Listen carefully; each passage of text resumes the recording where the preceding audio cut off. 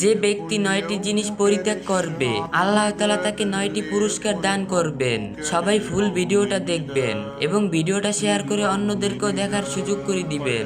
এক, যে ব্যক্তি বেগানা দৃষ্টিপাত বন্ধ করবে আল্লাহ তাআলা তাকে নম্রতা দান করবেন। 2, যে ব্যক্তি অহংকার পরিত্যাগ করবে আল্লাহ তাআলা তাকে বিনিময়ে নম্রতা দান করবেন। 3, যে ব্যক্তি অনার্থিক কথাবার্তা পরিত্যাগ করবে আল্লাহ তাআলা তাকে হিকমা দান করবেন।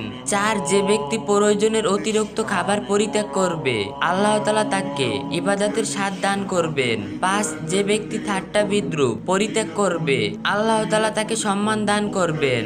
6, যে ব্যক্তি অধিক হাসাহাসি পরিত্যাগ করবে আল্লাহ তাআলা তাকে বুদ্ধিমত্তা দান করবেন। 7, যে ব্যক্তি অন্যর সম্পদের লোভ পরিত্যাগ করবে আল্লাহ তাআলা তাকে মানুষের ভালোবাসা দান করবেন। 8, যে ব্যক্তি মানুষের দোষ দ্বারা বর্জন করবে আল্লাহ তাআলা তাকে সংশোধনের তৌফিক দান করবেন। 9, যে ব্যক্তি আল্লাহর গুণসমূহের সন্দেহ পরিত্যাগ করবে আল্লাহ তাআলা তাকে নিফাক সন্দেহ মুক্ত রাখবেন। আসুন আমরা এইগুলোর উপর আমল করার চেষ্টা করি এবং আপনার বন্ধুদের সাথে ভিডিওটা শেয়ার করে এই আমলগুলো করার সুযোগ করে দিবেন।